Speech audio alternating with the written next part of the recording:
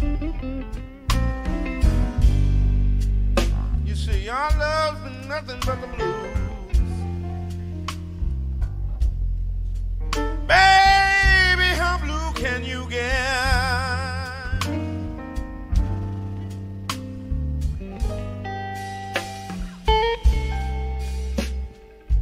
You see, you're evil when you're with me.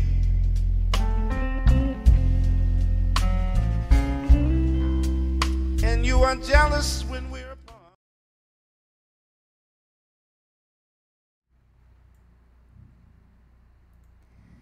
Bueno, buenas noches. Reciban un cordial saludo todos los estudiantes de Bachillerato por Madurez del Colegio Técnico Profesional de Purral. El día de hoy estoy creando la clase número 9 grabada correspondiente al 21 de julio del 2021. Sin embargo, la estoy grabando un día después de eso, puesto que hubieron circunstancias que ya fueron aclaradas con los estudiantes. El día de hoy voy a estar hablando sobre dos temas particularmente. Uno es el papel que juega China para el planeta en general. Cuál ha sido su nuevo rol, qué es lo que podemos esperar de China, y posteriormente estaré hablando de el tema del conflicto árabe-israelí, que es el conflicto en la región de Palestina, Cisjordania y el Estado de Israel, proyectando al puro final de un video pequeño que explica de manera muy sintetizada y muy correcta mediante un noticiero cuál es el conflicto árabe-israelí. Sin embargo, como les estaba mencionando, hoy vamos a ver este tema que se llama China en un mundo multipolar, que establece cuál ha sido el papel ascendente en la macroeconomía mundial, que es China, ¿no? Que es la potencia comercial del momento, es la potencia bajo el régimen comunista o el Partido Comunista como su máxima dirección, y con algunas características económicas muy particulares, se está convirtiendo en un país que tiene el potencial para convertirse en la primera potencia mundial en todos los sentidos. Vivimos en un mundo donde las potencias han asumido diferentes roles, y sin embargo no podemos descartar a China, que poco a poco y con puro crecimiento económico exponencial y bastante alto se ha ido colocando en la palestra internacional del globo, y cada vez tiene una voz cantante más fuerte.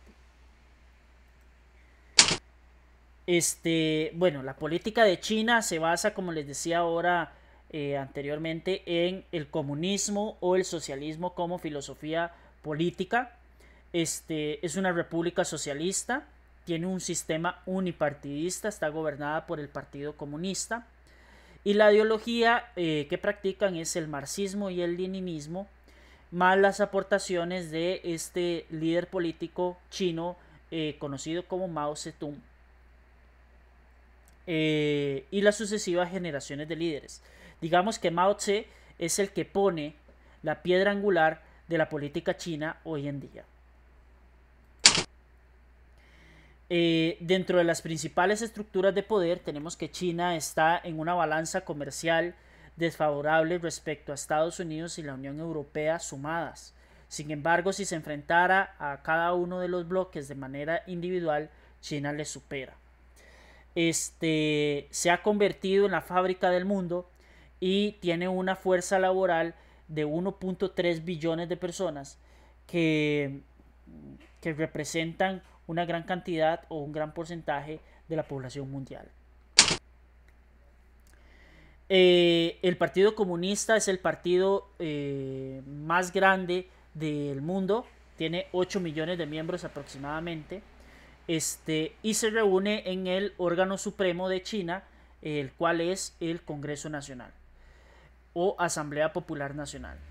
El Estado estructura la presidencia, el Consejo del Estado, la Comisión Militar Central, el Tribunal Popular Supremo y la Fiscalía Popular Suprema. La Asamblea Popular, es decir, el equivalente a lo que vendría siendo la Asamblea Legislativa en Costa Rica, es aproximadamente de 3.000 miembros. Entonces, imagínense en lo que es tomar decisiones, colocando y coordinando 3.000 miembros de un partido político, con 3.000 filosofías diferentes, pero que a la vez tienen alguna mancomunidad o alguna ideología que los acerca a sus compañeros homólogos dentro de esa Asamblea Nacional Popular China, que es la que se encarga de la aprobación de leyes, tratados y el nombramiento del Poder Ejecutivo. Es esta Asamblea Popular la que elige el presidente de la Corte Suprema, el fiscal general, el Poder Ejecutivo, como les decía, y aprueba las reformas de la Constitución y sus diferentes modificaciones. China ha aumentado muchísimo el valor, incluso Costa Rica se ha dado cuenta del papel que está teniendo esta suprapotencia comercial y que hay 1.3 billones de personas de mercado, lo cual es un mercado enorme para el cual los países también se han acercado comercialmente con China y China devuelve recíprocamente o incluso en ocasiones se ha tratado de desproporcionadamente colocar sus productos en los diferentes países. Desde 1978 ha formado parte de las grandes economías, ha tenido un crecimiento muy veloz, incluso del 8% anual, lo cual es un país que no tiene rival en cuanto a crecimiento económico por años, ¿verdad? Y la economía china depende principalmente de la industria, que es su fuente principal de trabajo. Dentro del sector primario supondría el 30%, la industria un 70%, un 47% y el sector terciario un 23% o el sector de servicios. Todos los sectores van creciendo, sin embargo llama poderosamente la atención el sector de construcción, ya que la planificación de China, que se basa en la exquisitez y en la organización total de su país, ha creado y construido ciudades. De hecho, se habla que en China se construye una ciudad de un tamaño bastante significativo cada año aproximadamente.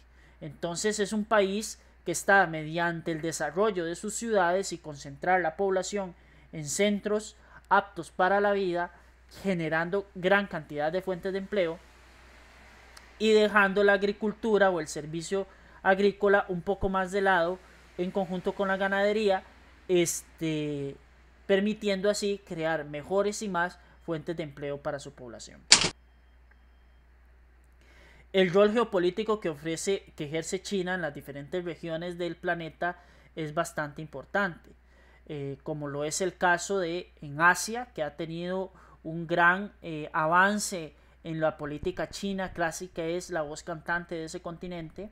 En Latinoamérica, que sin duda alguna nosotros lo hemos notado con la creciente participación en tratados comerciales, y en la África subsahariana, que es toda la parte norte de África, parte central de ella, en donde han establecido acuerdos comerciales importantes, principalmente en la parte central, que es la región subsahariana. Disculpen la equivocación. Dentro de Asia, China, después de la Segunda Guerra Mundial y la invasión de los japoneses, ha rivalizado con la otra potencia asiática que tal vez es uno de las voces cantantes del mundo, que es Japón, ¿verdad? Con su capital en Tokio, que es la ciudad más grande del continente asiático, que cada vez China establece relaciones comerciales con diferentes países del mundo y cada vez sus ciudades se vuelven más grandes. Por ejemplo, el caso de Shanghái, que es una ciudad de muchísimo crecimiento, o el caso de Beijing, o Pekín, como le dicen algunos, que es su ciudad capital. China todavía tiene algunos conflictos territoriales con Vietnam, con Filipinas, también tiene un conflicto muy grande con Taiwán por la isla de Formosa y y ahorita están en constantes revueltas en la ciudad de Hong Kong, la cual estaba siendo administrada por el Reino Unido y ya se les venció la concesión de ese puerto comercial que es sumamente importante para China. En África los chinos o la política china ha sido principalmente enfocarse en el tema de extracción de materias primas. China busca materias primas, estableciendo fábricas que generan empleo a los regionales, sin embargo se llevan lo más valioso que es la materia prima. Entonces, por ejemplo, en la África subsahariana, China saca el 62% del petróleo, 17% de minerales, 7% de productos agrícolas. En 16 países de África, en donde la exportación de China hacia África ha aumentado considerablemente en un 36% de sus textiles, 33% de maquinaria, 18% de manufacturas. Básicamente China compra a África materias primas y le vende productos manufacturados y equipos más costosos hechos con las propias materias primas que se elaboran gracias a lo que le ofrece África. El principal producto de exportación de África hacia China es el petróleo, ya que este país pues no cuenta con fuentes de petróleo lo suficientemente grandes para abastecer un territorio tan grande y una población tan grande.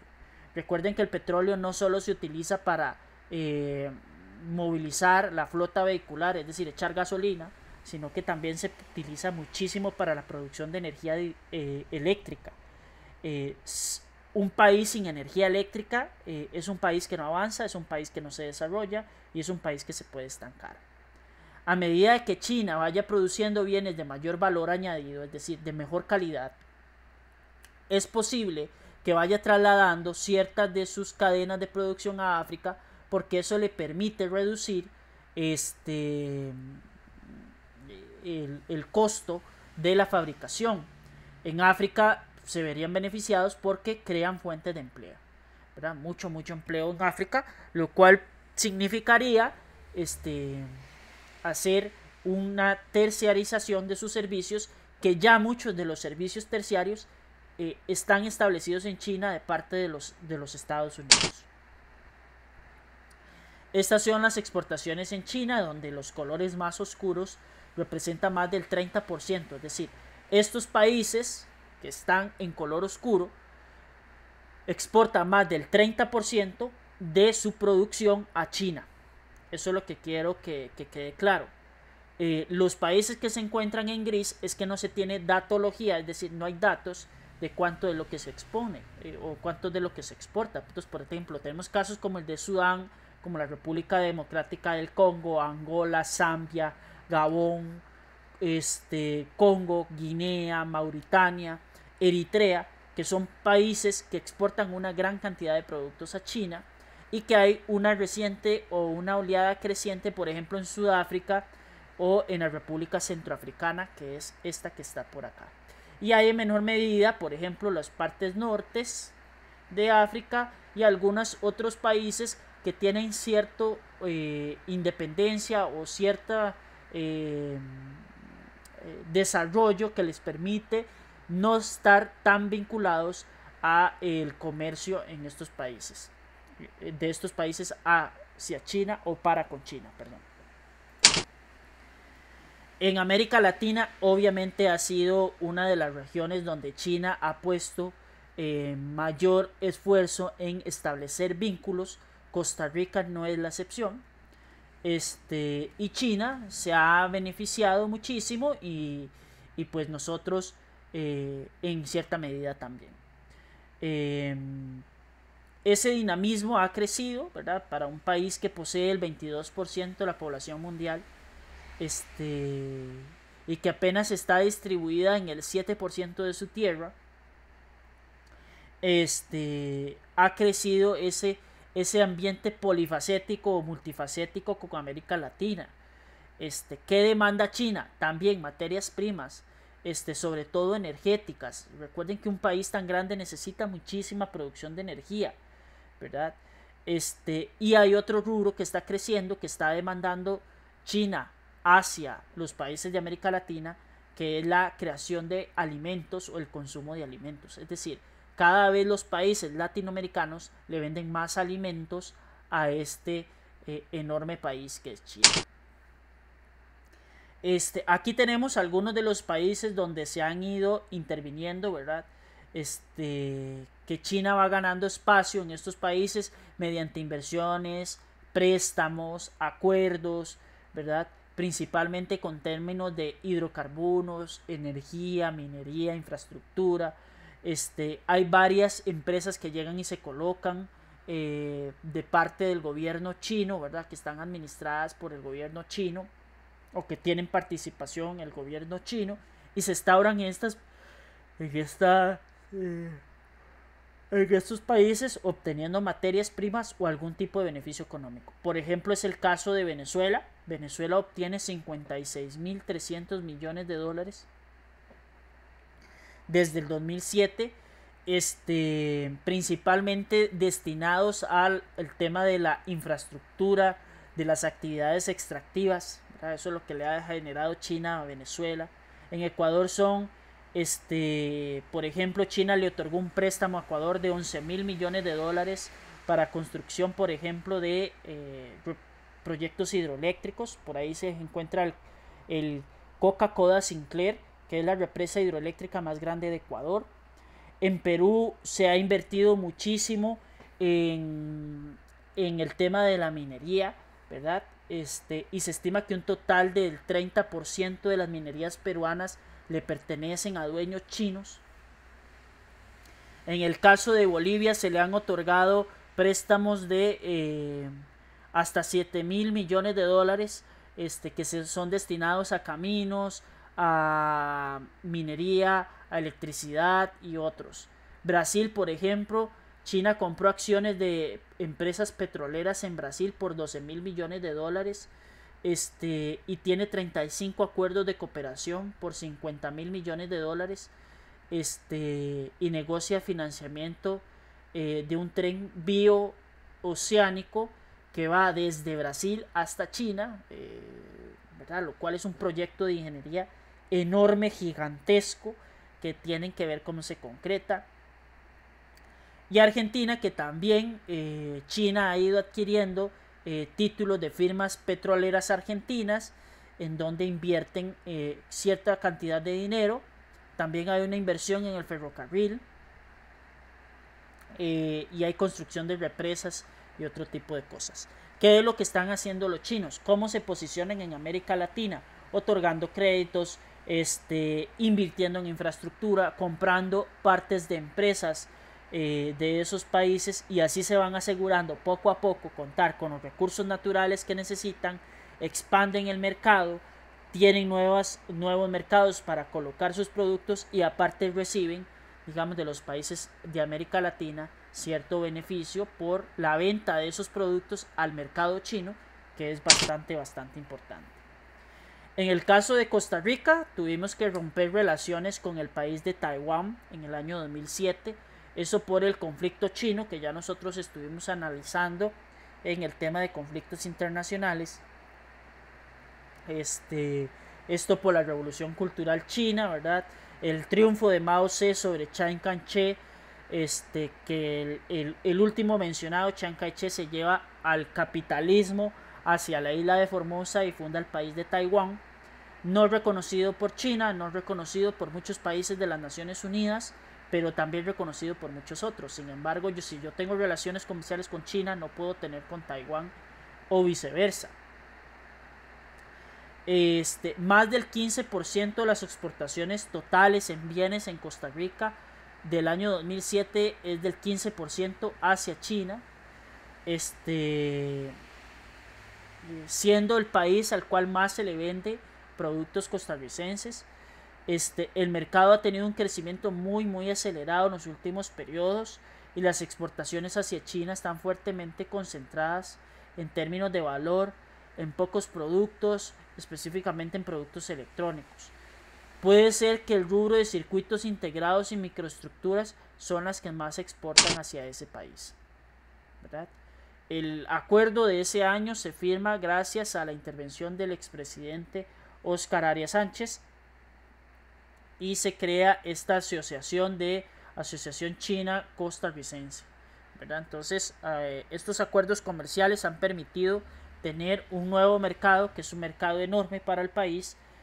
Sin embargo, pues sí entramos con ciertas desventajas con respecto a lo que los chinos pueden obtener de nosotros.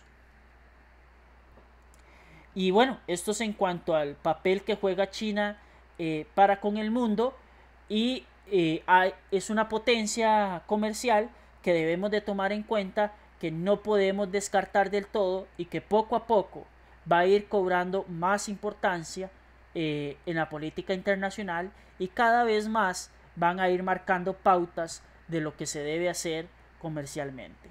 La estructura económica de China, en cómo ellos invierten en las empresas chinas y que el Estado siga teniendo participación, les ha permitido, mediante el control, la disciplina, mucho trabajo y mucha educación, ser un país que está en constante desarrollo, a pesar de que hay muchísimas críticas y muchísimo trabajo, por ejemplo, en desarrollo humano sostenible, en la creación de fuentes de energía limpia, en asegurarse una equidad y repartición de la riqueza de manera correcta, y un mejor trato entre los chinos y el resto del mundo.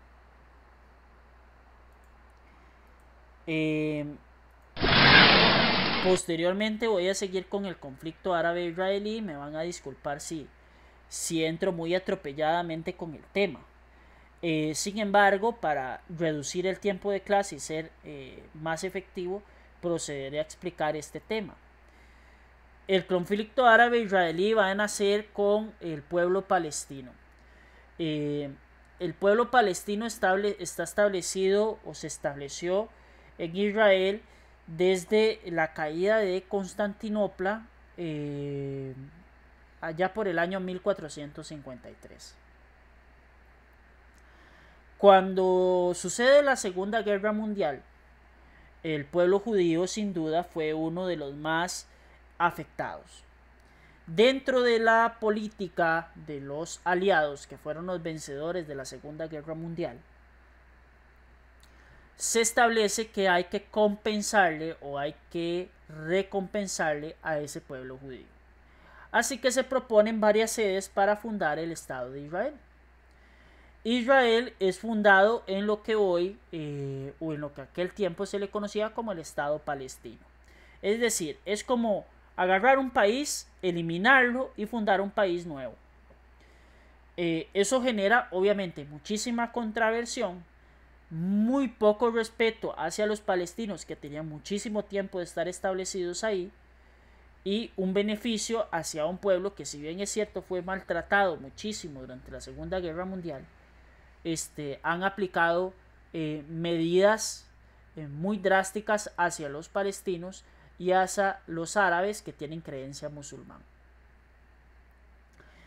Los países vecinos árabes que tiene Israel aún no han aceptado el hecho de que se establezca un estado de corte sionista o judío dentro de una zona que alrededor todos los países son musulmanes.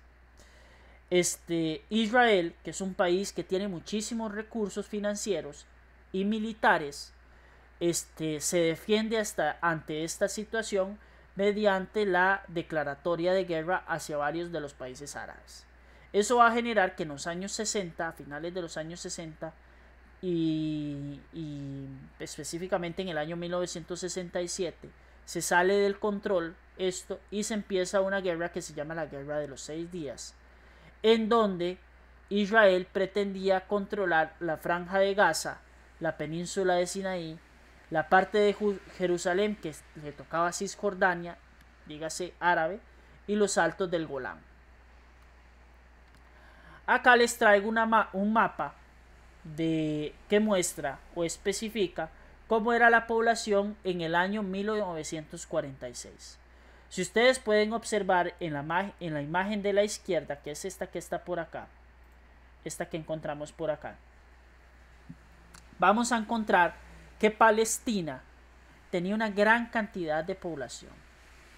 El Estado judío, o los judíos que vivían en esta zona, que es considerado su terreno sagrado, recuerden que Israel es la tierra prometida para la creencia judía y para los cristianos, va a generar que esta población esté muy reducida. Incluso la capital, Jerusalén, una parte estaba controlada por la mayoría palestina.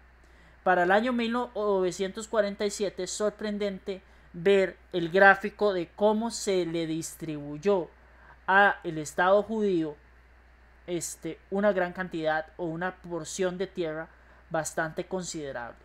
Sin embargo, como podemos ver, esto va a generar conflictos porque no hay comunicación entre los territorios.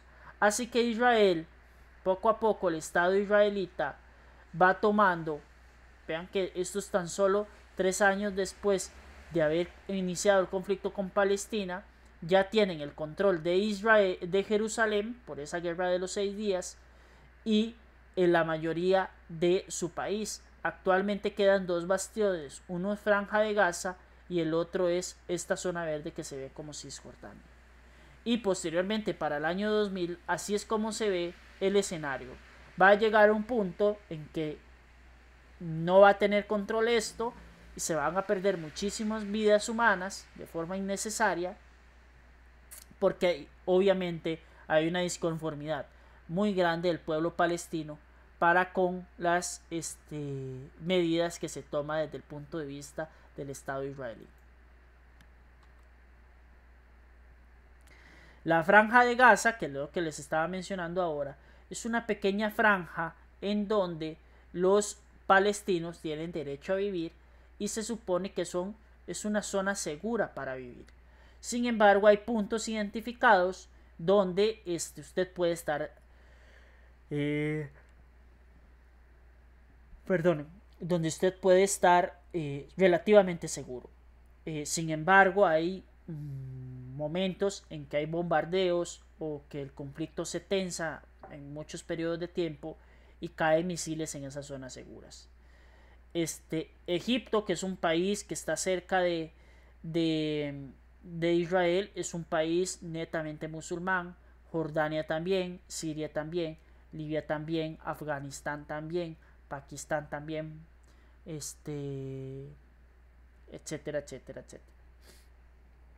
¿Qué ha pasado con la Franja de Gaza? Lastimosamente se han instaurado en esa zona grupos terroristas que en vez de ayudar a solucionar el conflicto, lo que han hecho ha sido muchísimo peor.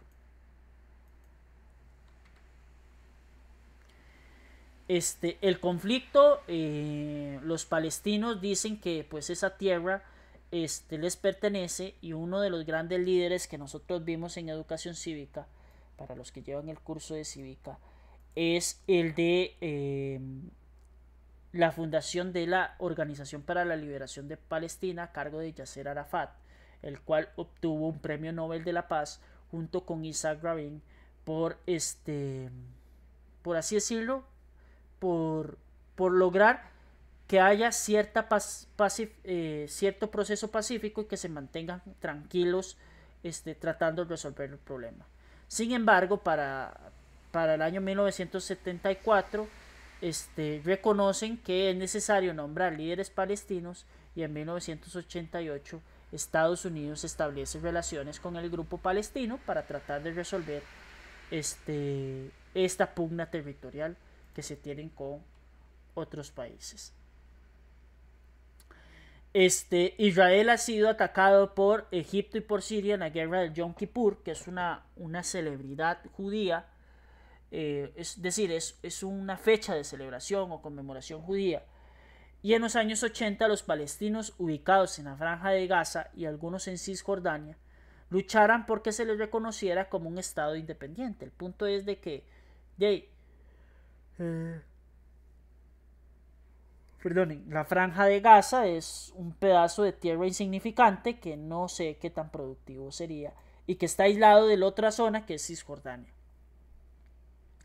Este conflicto ha generado que haya muchísimas tensiones políticas, muchas numerosas víctimas, pérdidas materiales, atentados, ejecuciones por terroristas, ejecuciones suicidas, se cobran de vida a los civiles.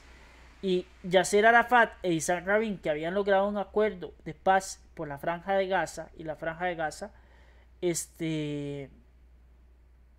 no llega a buen puerto, y hoy en día el conflicto continúa. Aquí está más o menos una descripción de una infografía de cómo se desarrolló la guerra del Yom Kippur entre Egipto e Israel solita.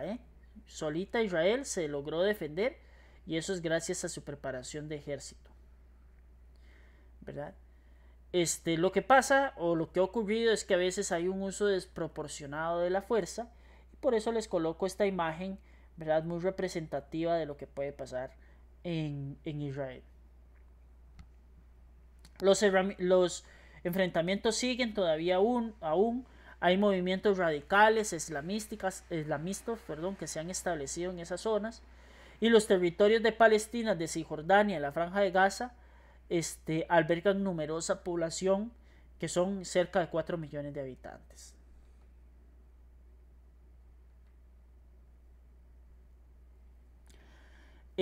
Para el año 2014 hay un conflicto en la Franja de Gaza por el secuestro y la muerte de 3 jóvenes israelitas. Son tres israelitas periodistas, si no me equivoco, en donde se hace una transmisión en vivo y se le degüellan en vivo. Eso genera una gran conmoción, ¿verdad?, para las personas. Y el asesinato de un muchacho palestino que fue quemado por los israelitas, lastimosamente. Solo este conflicto en el año 2014 cobró la vida de 514 palestinos, 20 israelitas en 14 días. Y la comunidad internacional busca cómo detener esta situación.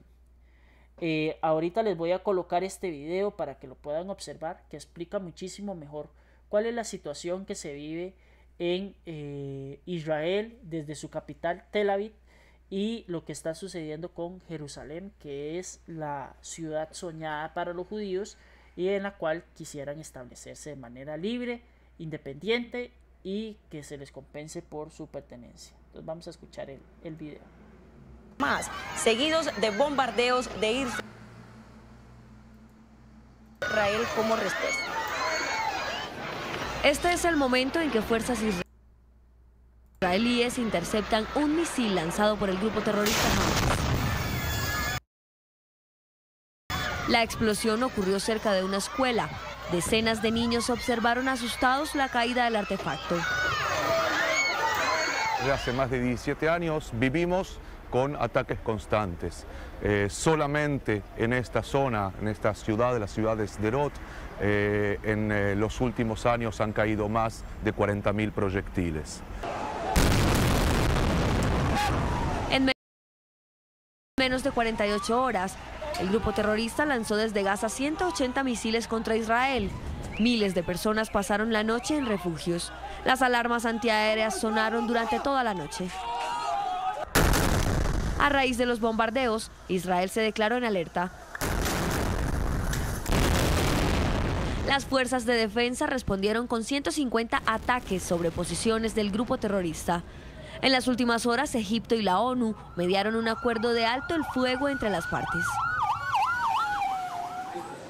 Analizamos este tema con Nicolás Carrillo, quien es profesor de Derecho Internacional de la Universidad de La Sabana. Profesor Carrillo, ¿qué tal? Muy buenos días. Muy buenos días, muchas gracias por invitarme. Bienvenido. Lo hemos invitado sobre todo por la noticia más reciente que tiene que ver con Colombia, y es que nuestro país, el gobierno que recién sale, acaba de reconocer a Palestina como Estado. ¿Qué implicaciones puede tener ello? Perfecto, pues bien, el reconocimiento de estados en el derecho internacional no crea un estado. Lo que se dice es que lo declara. El reconocimiento no inventaría a Palestina por más de que la comunidad internacional unánimemente lo hiciese. ¿Qué efectos tiene entonces? Son simbólicos. Mediante este acto, Colombia lo que haría con la anterior administración de Santos es decir que a su juicio Palestina tiene un territorio, una población y un gobierno independiente y autónomo, lo cual es cuestionable. Por ejemplo, Estados Unidos, Alemania y otros estados han rechazado esto. Lo que sucede es que es interesante porque Colombia era prácticamente el último de los estados latinoamericanos en efectuar este reconocimiento. Sí, casi todos los suramericanos lo habían hecho el reconocimiento del Estado palestino. Profesor Carrillo, lo invito a que me acompañe a este mapa, pues porque ni más faltaba que vamos a explicar el conflicto árabe-israelí en tan pocos minutos. Pero sí podemos ver con el mapa, sí nos podemos hacer una idea de lo que están sufriendo estos dos pueblos. Dos pueblos que quieren, cada uno de ellos, un Estado, pero que de alguna manera el derecho de uno niega casi el derecho del otro. Aquí está esta zona de la Franja de Gaza, que hace parte de Palestina, y esta zona de Cisjordania. Y en la mitad, el Estado de Israel. Efectivamente, pues ¿qué podemos decir sobre este mapa? Realmente después de la independencia de Israel, este territorio de Cisjordania que originalmente se consideraba jordano soberanamente, pues efectivamente ahora es un territorio ocupado. Es algo que se debate, pero efectivamente este es el argumento de muchos para decir que Palestina no es un estado, que no tiene independencia en sus decisiones. Pero realmente si miramos, es el Estatuto de Jerusalén el más controvertido. ¿Por qué? De hecho, pues además de la decisión de Donald Trump, por ejemplo, de mover la embajada estadounidense de Tel Aviv a Jerusalén, en la muy reciente ley del Estado-Nación en Israel se dice que la capital indivisible de Israel es Jerusalén. Y claro, lo que ocurre es que Jerusalén se considera Palestina según el derecho internacional y por buena parte de la comunidad internacional. Entonces, esta afirmación de Israel de que es indivisible, efectivamente supondría un poco asumir los derechos territoriales de un territorio que reclama para sí Palestina. Bueno, pero es que la situación de ambos países es muy difícil, o de ambos pueblos es muy difícil. Israel, que dice sentirse amenazado permanentemente por artefactos explosivos que le mandan desde el Líbano en el norte, desde Siria, desde Jordania, en fin, e incluso desde la Franja de Gaza y Cisjordania.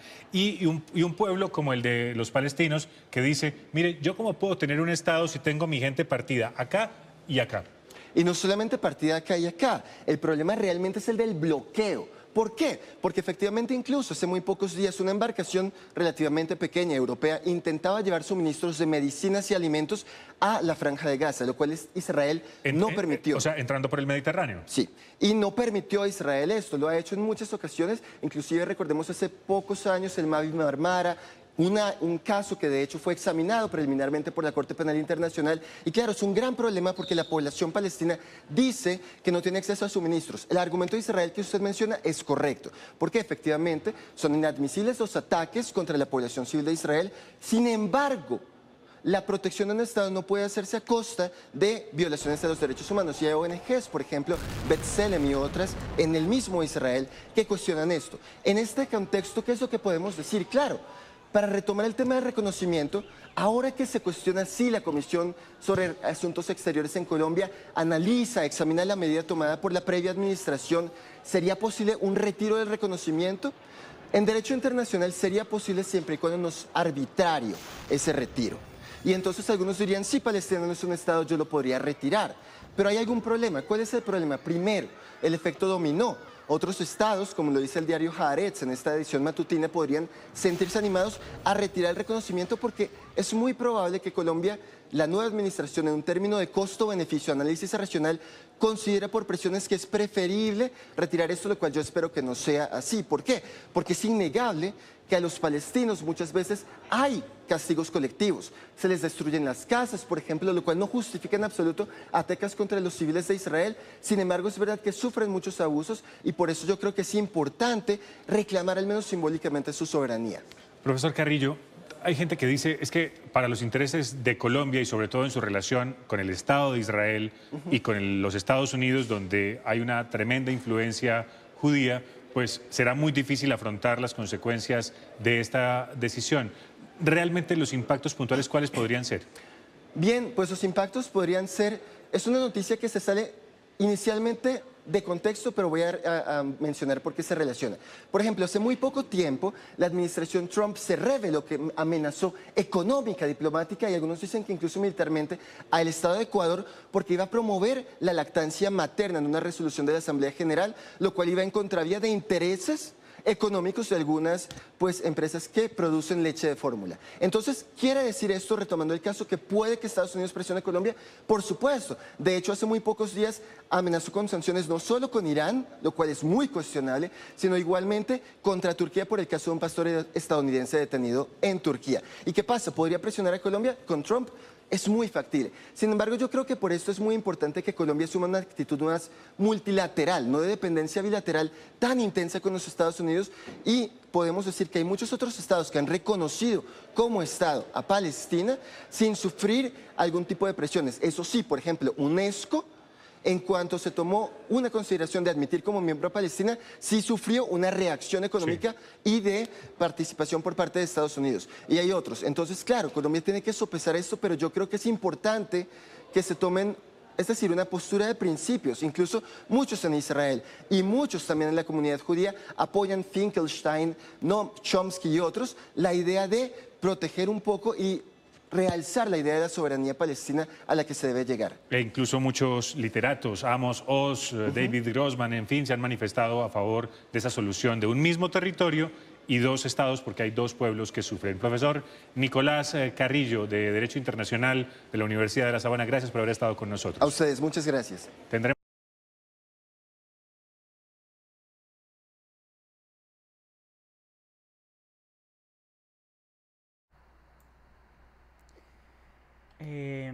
bueno, después de haber analizado un poco la situación de una forma más amplia, ¿verdad? Bueno, esto es una noticia de un programa o un noticiero y un canal colombiano, pero nos da una perspectiva más amplia de qué es lo que ocurre entre Israel y Palestina, y sin embargo no hemos encontrado o no se ha encontrado una solución pacífica para el tema, porque como lo dicen ellos mismos, hay una división de su territorio que es inhumana, que no corresponde a lo que debería de ser un país como tal. Esperemos que en algún momento se pueda encontrar una solución pacífica que le permita a ambos pueblos, principalmente los civiles, los niños, las mujeres y aquellos varones honestos, permitir desarrollar su vida de una manera plena, normal y tranquila, y que se empiece con un cese al fuego, y que los demás países que rodean el Estado de Israel comprendan esos mismos acuerdos que se han llegado con el Estado de Palestina. Sin más que decir, les agradezco muchísimo, les pido disculpas por no haberme conectado el día de ayer. Muchísimas gracias por su buena disposición, por sus buenos deseos, y esperemos que sea una buena noche y un buen día para cada uno de ustedes. Muchas gracias y buenas noches.